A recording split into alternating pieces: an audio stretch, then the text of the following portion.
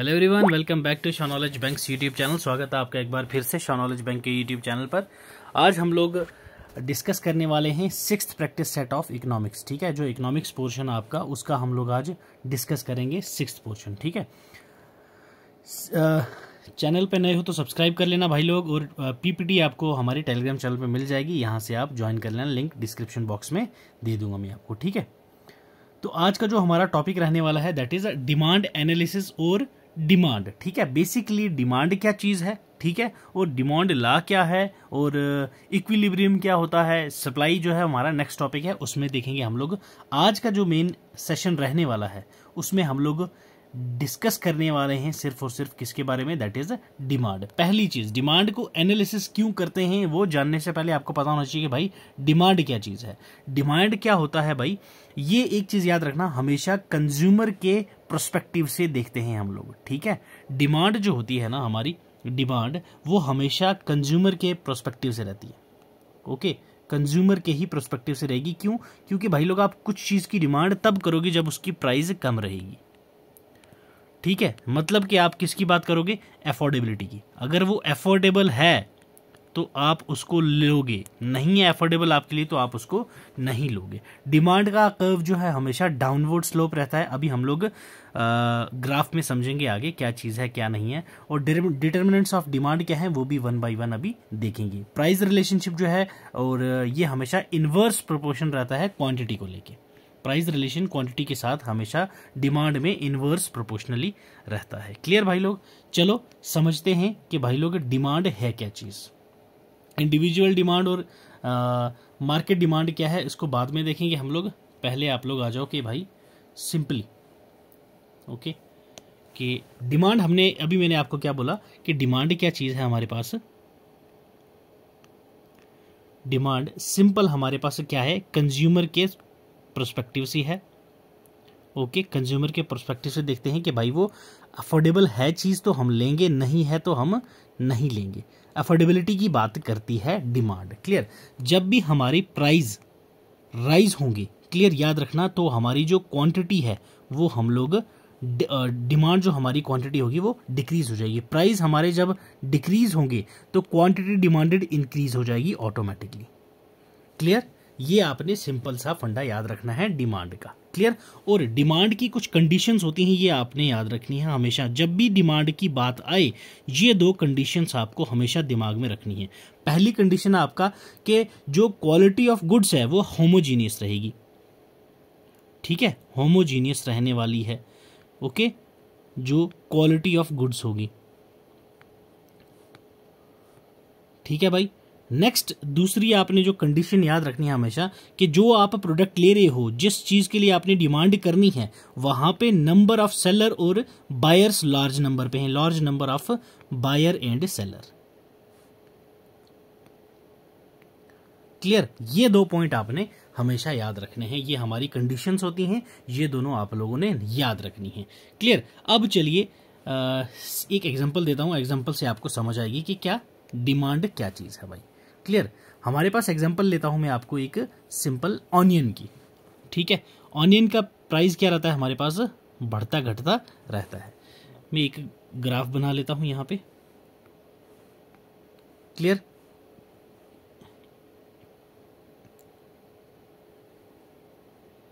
Okay, ये demand हमारा यहां से कर्व बनेगा। तो डिमांड किसकी हो रही है, ऑनियन की। क्वांटिटी, प्राइस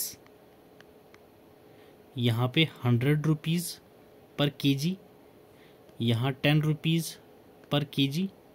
ओके, यहाँ 1 केजी मिल रहा है, यहाँ 10 केजी मिल रहा है।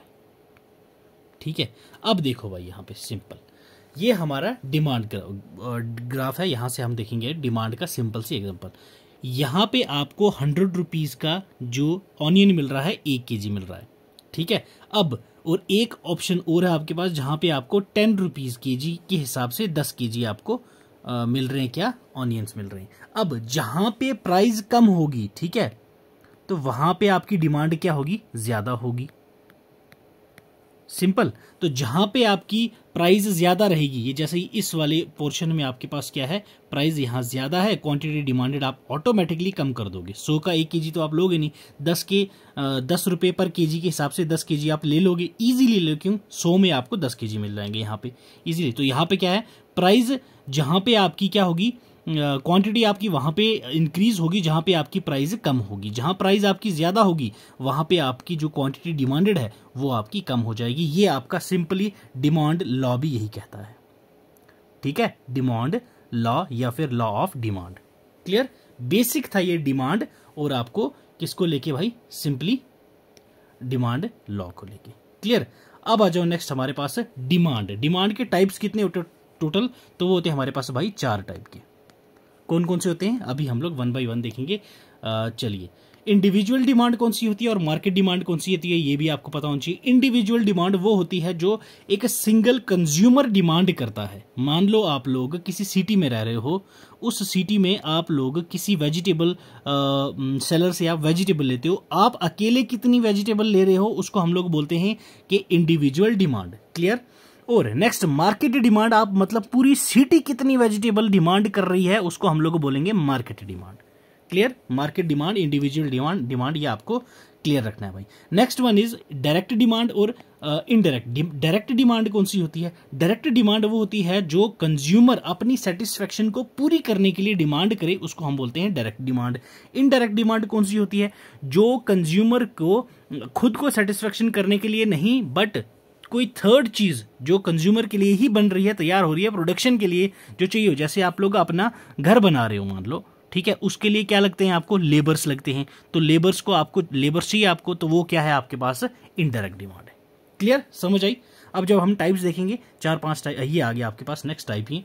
डायरेक्ट डिमांड समझ गए, इनडायरेक्ट डिमांड समझ गए आप, ठीक है। नेक्स्ट आ जाओ भाई, हमारे पास एक आती है कंप्लीमेंट्री डिमांड, और आपके पास क्या आता है, जॉइंट डिमांड। जब आप डिमांड किसी एक सिंगल चीज की करते हो बट उसके साथ आपको डिमांड जो है वो जॉइंट हो जाती है। क्लियर, जॉइंट मतलब कि एक नीड आपको एक की है बट दूसरी जो है उस चीज को भी सेटिस्फाई करना पड़ेगा उसके साथ। जैसे आप लोग कार ले रहे हो, कार के साथ आपको कार के साथ फ्यूल भी तो चाहिए ना, खाली कार चलेगी नहीं, तो उसको हम लोग बोलते हैं कॉम्प्लीमेंट्री या फिर जॉइंट डिमांड। ठीक है भाई। नेक्स्ट आपके पास कंपोजिट डिमांड। कंपोजिट डिमांड क्या होती है भाई, ये वो होती है जो एक डिमांड के साथ साथ आपकी और भी काम आ जाए वो चीज। जैसे आपके पास यहां पे एग्जांपल दे दूं मैं, अगर आपको इलेक्ट्रिसिटी, ठीक है, इलेक्ट्रिसिटी आप किसके लिए यूज करते हो, सेवरल यूजेस होते हैं इसकी। आपके पास लाइट के लिए है, फैन के लिए है, वॉशिंग मशीन के लिए है, उसके बाद रेफ्रिजरेटर के लिए है, तो उसको हम लोग बोलते हैं क्या, कंपोजिट डिमांड। क्लियर भाई, कंपोजिट डिमांड। नेक्स्ट है हमारे पास कंपिटिटिव डिमांड। कंपिटिटिव डिमांड कौन सी है, कंपिटिटिव मतलब कि सब्स्टिट्यूट आप जिसको बोल सकते हो भाई, ठीक है। जैसे टी और कॉफी यहां आपको दिख रहा है, शुगर और जैगरी, ये सब क्या है, कंपिटिटिव डिमांड। क्लियर है भाई, डिमांड। अब नेक्स्ट जब सेशन हमारा होगा सप्लाई वाला, उसमें हम लोग सप्लाई के बारे में भी पढ़ेंगे। उसके बाद हम लोग देखेंगे क्या, डिमांड एंड सप्लाई इक्विलिब्रियम क्या चीज है इन डिटेल। ठीक है, अब यहां तक तो हमने देख लिया डिमांड क्या चीज है, डिमांड के टाइप क्या है, डिटर्मिनेंट ऑफ डिमांड देख लेते हैं, फिर बताता हूं मैं आपको डिमांड एनालिसिस हम लोग क्यों करते हैं। क्लियर भाई, determinant of demand. Determinant of demand के भाई साहब, डिमांड के कौन कौन से पॉइंट है जिनको आप मद्देनजर रखते हैं कुछ भी चीज को आप डिमांड करने से पहले, ठीक है, उसको हम लोग क्या बोलते हैं, डिमांड डिटर्मिनेंट। डिमांड डिटर्मिनेंट के करने से पहले, डिमांड करने से पहले आपको कौन कौन सी चीजें आपकी दिमाग में होनी चाहिए। पहली चीज प्राइस, ठीक है, जैसे ऑनियन की एग्जांपल दी थी मैंने आपको, ठीक है, कि आपको 100 रुपए वाले लेने हैं या 10 वाले लेने हैं, तो वो आपके पास थी। ठीक है, प्राइस का प्रोस्पेक्टिव आपके पास है, डिटर्मिनेंट एक आपका प्राइस है। दूसरा आपका इनकम, कि आपकी सोर्स ऑफ इनकम इतनी है कि आप कार परचेज कर सको, तो वो भी क्या है, डिमांड डिटर्मिनेंट। नेक्स्ट आपके पास प्राइस ऑफ सब्स्टिट्यूट गुड्स, जैसे टी कॉफी मैंने आपको बताया था कि भाई जो आपको सस्ता पड़ रहा है आप वही लोगे, टी पड़ रही है आपको सस्ती तो आप बोलोगे भाई टी ले लेते हैं, कॉफी नहीं लेते हैं, कॉफी महंगी है। तो ये आ जाते हैं आपके पास सब्स्टिट्यूट गुड में कंपेयर करना प्राइस को। ठीक है, price of complementary goods. Complementary goods अभी हमने देखा था क्या चीज है, तो उसके बारे में हम लोगों ने प्राइस के डिटर्मिनेंट देखना। नेचर ऑफ गुड्स के गुड्स का नेचर क्या है जो मैं लेने वाला हूं, ठीक है, clear. Next one is size of population. ये सब चीज़ें हैं जो इंपॉर्टेंट नहीं है इतनी, मैंने पीपीटी में डाल दूंगा, वहां से आप देख लीजिएगा, ठीक है।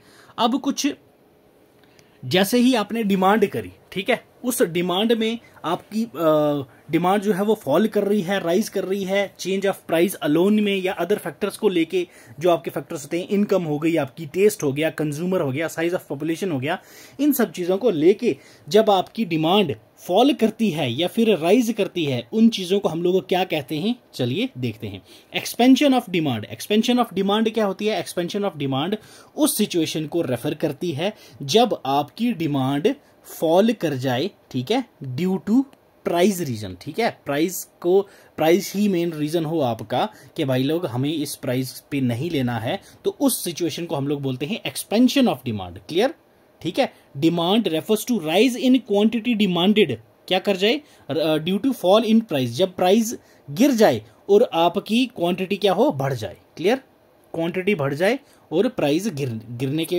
टाइम पे उसको हम लोग क्या बोलते हैं, एक्सपेंशन। एक्सपेंशन सीधा एक्सपेंशन से आप याद रख सकते हो, एक्सपैंड करना, तो क्वांटिटी आपकी क्या है, इसमें बढ़ जाएगी, एक्सपैंड होगी, क्योंकि प्राइस इसमें गिर रहा है, दैट्स वाई। क्लियर, अब इसमें आप लोगों को समझाता हूं मैं इस फिगर की मदद से। एक्सपेंशन ऑफ डिमांड के मसले में क्या होगा, ये आपकी क्वांटिटी है, ये आपकी प्राइस है। क्लियर है, आपकी प्राइस पहले कहां थी, यहां थी, तो आपकी डिमांड यहां थी। अब जैसे ही आपकी प्राइस गिरी, ठीक है, तो आपने एक और डिमांड कर दिया, तो इसमें जो आपका कर्व रहेगा वो आपका हमेशा राइट हैंड साइड रहेगा। क्लियर भाई, डाउनवर्ड मूवमेंट आप जिसको बोल सकते हो कर्व को, जो आपको एक्सपेंशन ऑफ डिमांड में देखने को मिलता है। नेक्स्ट आपके पास आता है contraction demand. Contraction of demand में क्या होता है, इसमें डिमांड फॉल कर जाती है, क्वांटिटी डिमांडेड इसमें फॉल करती है due to rise in price. इसमें क्या होता है, प्राइस राइज होने के कारण आपकी जो डिमांड है वो गिर जाती है, that is contraction of demand. Clear, ये दो पॉइंट है, इसमें भी हम लोग समझ लेते हैं एक इस फिगर के द्वारा कि भाई यहाँ पे क्या हुआ था, आपकी जो प्राइस है वो बढ़ गई, तो उसकी वजह से आपने क्या किया, आपकी जो डिमांड थी वो आपने कम कर दी, तो दैट्स वाई आपका जो उसको क्या, उस सिचुएशन क्या कहते हैं, quantity demanded, that is contraction of demand. Clear, अब चेंज इन डिमांड, अभी तक हमने क्या देखा था, अलोन प्राइस, अब अदर फैक्टर्स को लेके देखेंगे। ठीक है, पहले हमने कॉन्ट्रैक्शन और एक्सपेंशन ऑफ डिमांड में देखा क्या कि भाई साहब फॉल क्यों कर रहा है और इंक्रीज क्यों कर रहा है, सिर्फ और सिर्फ प्राइस को हम लोग यहाँ मद्देनजर रख रहे थे। अब यहाँ पे हम लोग अदर फैक्टर्स को भी मद्देनजर रखेंगे, जैसे आपकी प्राइस है, उसके बाद आपकी और चेंज इन डिमांड क्यों है भाई, टेस्ट आपका या क्लाइमेटिक कंडीशंस हैं, कोई एनी अदर केसेस में, तो उसमें भी क्या है, increase in demand and decrease in demand.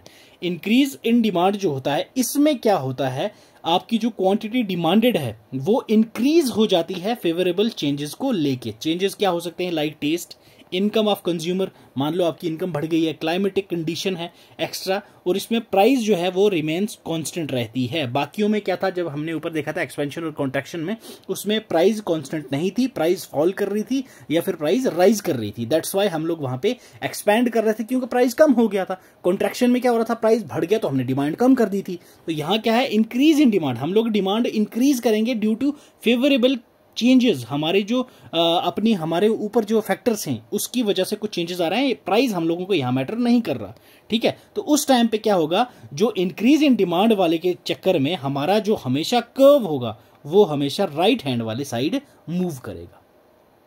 Clear, increase in demand में राइट हैंड साइड आपका जो स्लोप है वो बनेगी। अब यहाँ पे देख लो, आपने मान लो यहाँ पे यहाँ आपकी डिमांड थी पहले, अब आपने क्या करा, ड्यू टू फेवरेबल चेंजेस आपने क्या करी, आपकी डिमांड जो थी इंक्रीज कर दी, तो दैट्स वाई आपका जो इंक्रीज इन डिमांड जो चेंज होती है अदर फैक्टर्स को लेके, तो उस टाइम पे आपकी जो क्वांटिटी डिमांड है वो बढ़ जाएगी, तो उस टाइम आपका जो स्लोप है वो क्या करेगा, राइट हैंड साइड बनेगा, ओरिजिनल डिमांड कर्व आपका बनता है। नेक्स्ट आपके पास आ जाता है भाई decrease in demand. Decrease in demand में क्या है, जब आप अनफेवरेबल चेंजेस की वजह से, ठीक है, वहां फेवरेबल चेंजेस की वजह से आपने इंक्रीज की थी, यहाँ पे अनफेवरेबल चेंजेस की वजह से आप क्या कर रहे हो, डिमांड को आप डिक्रीज कर रहे हो। जब आप डिक्रीज करते हो तब आपका जो कर्व होता है वो लेफ्ट हैंड साइड शिफ्ट हो जाता है। क्लियर, याद रखना है, ये बेसिक टर्म्स आपकी एग्जाम में पूछी जाती हैं। क्लियर, डिक्रीज जब डिमांड में होता है तो आपका जो डिमांड कर्व है वो लेफ्ट हैंड साइड शिफ्ट हो जाता है। जस्ट एक मिनट, ये देख लो आप लोग, जहां आप पहले यहाँ आपकी जो डिमांड होती थी वो ए पॉइंट पे होती थी, ठीक है। यहाँ से कुछ अनफेवरेबल कंडीशंस हुई, उसकी वजह से आपने क्या किया, आपकी जो डिमांड थी वो आपने क्या करा, डिक्रीज कर दी और यहाँ पे आ गई। तो आपकी जब डिक्रीज होगी तो आपका जो कर्व बनेगा वो लेफ्ट हैंड साइड बनेगा। क्लियर, याद रखना है आपने ये भाई, ठीक है। अब थ्योरी ऑफ डिमांड क्या है, ये हमने अभी देखा भाई कि भाई जो कंज्यूमर है उसको कमोडिटी को खरीदने के उसका डिजायर, ऑनियन की एग्जांपल मैंने ली थी। लॉ ऑफ डिमांड मैंने अभी आपको बताया कि भाई साहब सेम चीज प्राइस ऑफ कमोडिटी। क्लियर, यहाँ पे क्या है, जब प्राइस ऑफ कमोडिटी की हाई होगी तो डिमांड कम होगी। क्लियर, प्राइस ज्यादा डिमांड कम, क्वांटिटी ऑफ डिमांड कम, और प्राइस कम, ठीक है, तो डिमांड जो आपकी वो ज्यादा होगी। ये लॉ ऑफ डिमांड कहता है भाई। क्लियर, और इक्विलिब्रियम पॉइंट क्या है एक बार शॉर्ट में बताता हूं, बट हम लोग जब सप्लाई वाला टॉपिक होगा उसमें हम लोग ये करेंगे। इक्विलिब्रियम पॉइंट क्या होता है, डिमांड जितनी हो, ठीक है, डिमांड जितनी हो मार्केट में उतनी ही सप्लाई हो, ठीक है, उस सिचुएशन को हम लोग क्या कहते हैं भाई, that is equilibrium point. Short में बताया है, फिर हम जब मैं आपको एक्सप्लेन करूंगा तब आपको ये बता दूंगा। अब ये था हमारा ऑन सारा कच्चा चिट्ठा ऑन किस पे भाई लोग, हमारे डिमांड पे। अब डिमांड एनालिसिस क्या होता है, डिमांड एनालिसिस ये रिसर्च होती है जो कंडक्ट करवाई जाती है कंपनीज के द्वारा कि भाई जो कस्टमर डिमांड कर रहे हैं सर्टेन प्रोडक्ट, उसको लेके हमारा जो एनालिसिस है वो रिसर्च है हमारी वो ठीक होनी चाहिए, ताकि जब हम मार्केट में इंटर करें, जब हमारा प्रोडक्ट जो लॉन्च हुआ है वो हमें भरपूर मात्रा में प्रॉफिट दे सके। क्लियर, उससे पहले मार्केट में वो प्रोडक्ट को लॉन्च करने से पहले वो क्या करते हैं, मैनेजमेंट डिसाइड करती है उसकी कॉस्ट एलोकेशन के भाई साहब उस प्रोडक्ट की प्राइस क्या होनी चाहिए, जो आपका डिमांड का एक फैक्टर है, ठीक है। उसके बाद जो उसकी प्रोडक्शन होती है, फिर उसकी एडवर्टाइजिंग की जाती है, फिर उसकी प्राइसिंग की जाती है, तब जाके मार्केट में आपको वो देखने को मिलता है। तो ये था हमारा demand analysis. I hope so आपको अच्छे से समझ आई होगी। चलिए भाई अब स्टार्ट करते हैं हमारे MCQs। क्लियर, पीपीटी आपको टेलीग्राम चैनल पे मिल जाएगी, वहां से डाउनलोड कर लीजिएगा। तो स्टार्ट करते हैं विद फर्स्ट क्वेश्चन भाई, चलो आ जाओ। पहला क्वेश्चन क्या कह रहा है, विच ऑफ द फॉलोइंग और determinants of demand for product और सर्विस, इनमें से कौन सा डिटर्मिनेंट होता है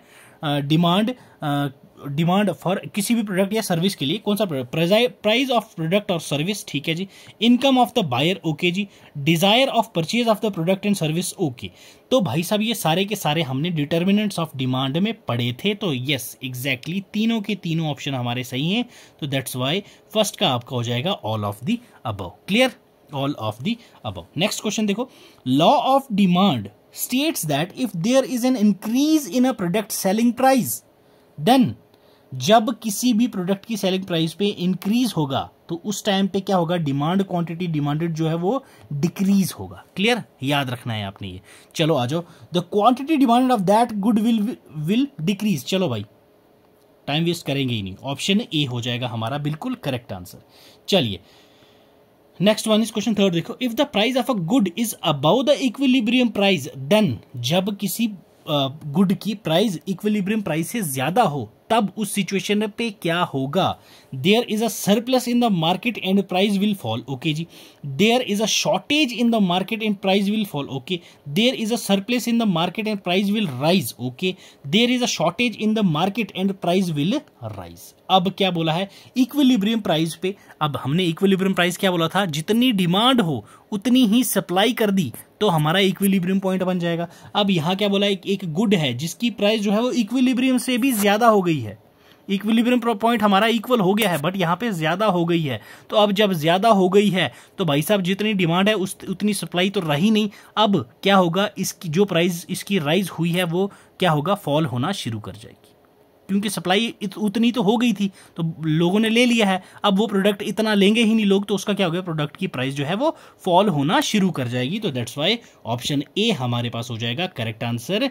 there is a surplus in the market, क्योंकि वो जो प्रोडक्ट है वो एक्स्ट्रा हो गया, जितनी सप्लाई उतनी डिमांड बराबर तो हो गया था हमारा काम, तो जो मार्केट में प्राइस जो है उसकी गिरना शुरू हो जाएगी। क्लियर भाई लोग, ठीक है। चलिए नेक्स्ट क्वेश्चन पे आ जाओ, if the price of a good is equal to the equilibrium price, then किसी भी गुड की प्राइस अगर इक्विलिब्रियम प्राइस के बराबर है तब क्या सिचुएशन होगी, आपसे पूछा गया है। The quantity demanded of a good is the same as quantity supplied and the price will remain unchanged. Okay, the quantity demanded of a good is more than the quantity supplied, the price will fall. Okay, the quantity demanded of a good is less than the quality supplied, the price will rise. None of the above. अब देखो, इन्होंने पहले equilibrium बोला था। Equilibrium में क्या होता है कि भाई हमारी जो डिमांड है वो सप्लाई के बराबर होती है। अब यहाँ पे क्या बोला है, quantity demand of good more than the quantity supplied, यहाँ पे इक्विलिब्रियम हो ही नहीं रही है। Quantity demanded of a good is less than a quantity supplied, तो यहाँ पे भी इक्विलिब्रियम तो बन ही नहीं रहा। तो पहले ये तो गया, या तो डी होगा या तो ए होगा, इतना सिंपल था। Quantity demanded of a good is the same as the quantity supplied, यहाँ पे हमें सामने सामने दिख गया, इक्विलिब्रियम क्रिएट हो गई थी। जितनी डिमांड उतनी supply, and the price will remain unchanged, कि बिल्कुल एग्जैक्टली भाई साहब जो प्राइस है उसी प्राइस पे बिकेगा। तो ऑप्शन ए हो जाएगा आपका करेक्ट आंसर। क्लियर, फोर्थ का ऑप्शन ए। चलिए जी, फिफ्थ क्वेश्चन पे आ जाओ। फिफ्थ क्वेश्चन क्या कह रहा है, an inferior good, one sec, an inferior good is a commodity whose dash with an increase is income. Inferior good है जो कमोडिटी की, उसकी डिमांड फॉल होगी, इनकम इंक्रीज होने पे डिमांड बढ़ेगी, इनकम इंक्रीज होने पे सप्लाई फॉल करेगी या सप्लाई राइज करेगी इनकम की इंक्रीज होने पे, इन्फीरियर गुड्स पे। यस, तो भाई उसमें क्या होगा, डिमांड फॉल होगी। तो क्या करेगी, डिमांड फॉल हो जाएगी जब भी इनकम इंक्रीज होगी। क्लियर। चलिए नेक्स्ट क्वेश्चन देखो, क्वेश्चन 6।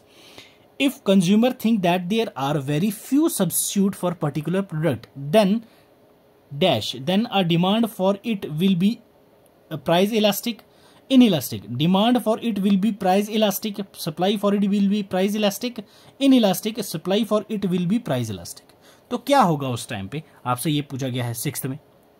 तो भाई जब भी कंज्यूमर को ऐसा लगेगा कि जो उसके सब्स्टिट्यूट हैं पर्टिकुलर प्रोडक्ट में, उसका क्या होगा, वेरी कर रहा है, कंज्यूमर करेगा, ऐसा सोचेगा, तो उस टाइम पे क्या होगा भाई, तो उस टाइम पे आपका जो डिमांड है वो प्राइस उसकी इन इलास्टिक रहेगी।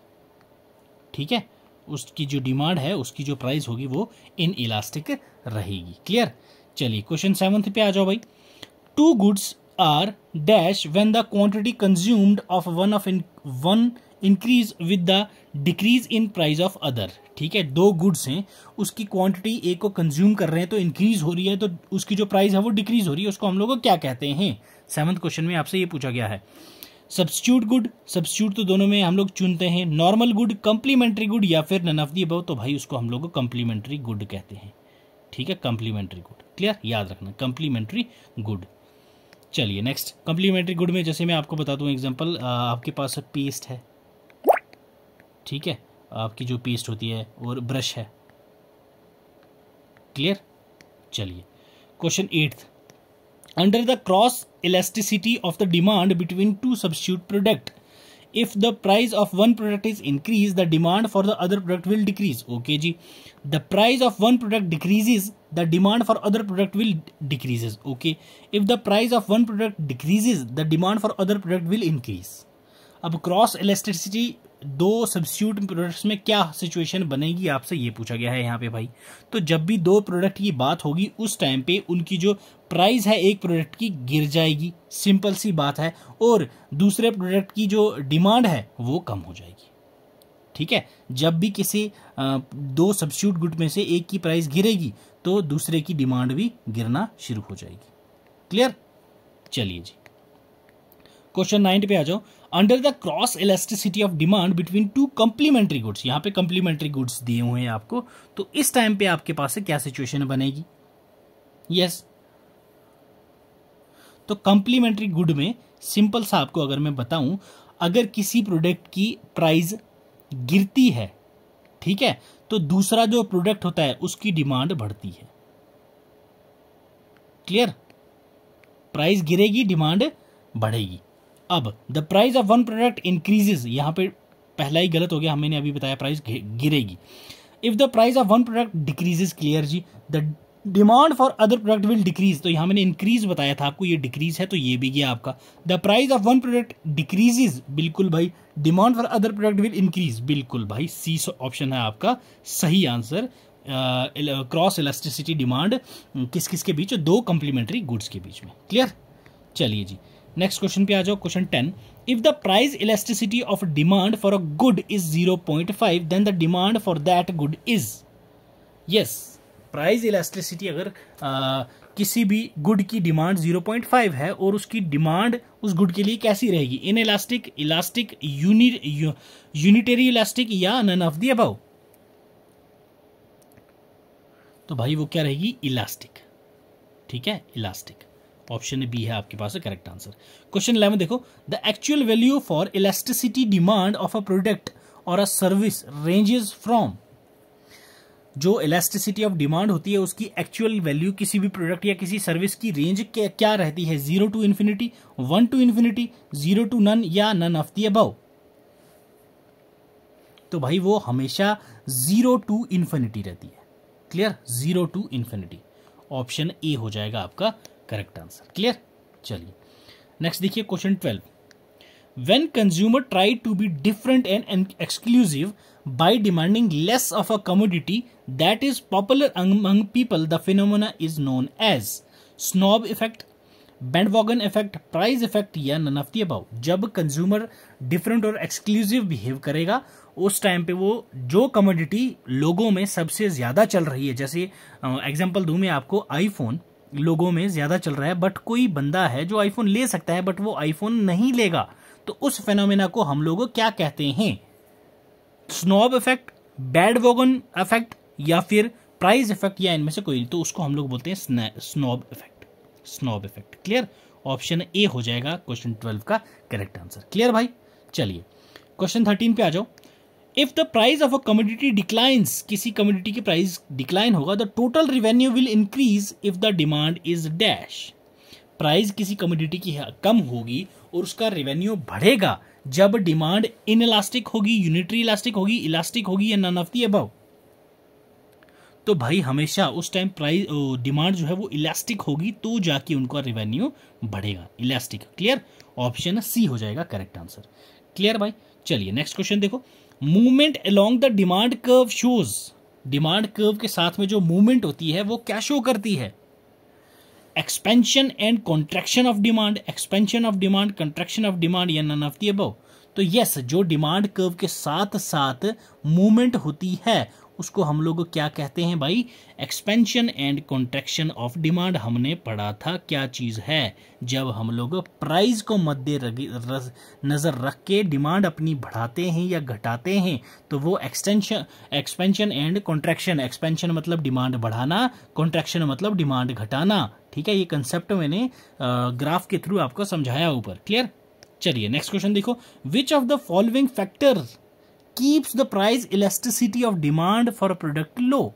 इनमें से कौन सा फैक्टर है जो प्राइस इलास्टिसिटी डिमांड प्रोडक्ट की लो रखता है, price, low price of a product, close substitute for a product, variety of uses for product, high proportion of income spent on a product. Yes, तो भाई जो प्रोडक्ट होगा उसकी जब प्राइस लो होगी। क्लियर? याद रखना है तो आपका ऑप्शन यहां हो जाएगा, option A, low price of a product. Clear? ठीक है भाई, तो ये था हमारा आज का सेशन ऑन डिमांड एनालिसिस। ठीक है, क्या डिमांड कर्व मैंने आपको बताए, मीनिंग बताया इसका, ठीक है, टाइप्स बताए आपको मैंने, डिटर्मिनेंट्स डिमांड बताए, डिमांड एनालिसिस क्या होता है, प्रोडक्ट प्राइस कब बढ़ती है, प्रोडक्ट प्राइस कब घटती है, सारी चीजें हम लोगों ने देख ली। अगर अब भी कोई आपको डाउट हो डिमांड एनालिसिस में तो आप लोग कमेंट करके मुझे ज़रूर बताना। मैं कोशिश करूंगा कि भाई साहब एक और शॉर्ट वीडियो लाके आपके डाउट्स क्लियर करूं। वैसे मुझे लगता नहीं है कि मेरे स्टूडेंट्स को कोई डाउट होगा। ठीक है भाई, तो ये था हमारा आज का इकोनॉमिक्स का 6th लेक्चर। ठीक है, तो नेक्स्ट हमारा जो साइंस का पोर्शन आने वाला है, ठीक है, साइंस का लेक्चर मैं जल्दी ही लाऊंगा। तो तब तक बने रहो, साथ में पढ़ते रहो, जितने पोर्शन हो गए हैं बार बार देखो, रिवाइज करो, MCQs लगाते रहो, तब जाके भाई एग्जाम क्लियर होगा। नहीं तो VLW वाला काम नहीं करना कि सर लास्ट डेज में थोड़ा सा रिवाइज नहीं कर पाए, तो वो भाई फा में नहीं चलेगा। ठीक है, याद रखना। और फा में आपका एग्जाम लेवल भी काफ़ी हाई रहने वाला है। ठीक है, तो चलो भाई, चैनल पे नए हो तो सब्सक्राइब जरूर कर देना भाई, और चैनल को लाइक कर देना। ठीक है, मिलते हैं अगली वीडियो में। टिल देन पढ़ते रहो, खुश रहो, God bless you, keep learning, keep sharing.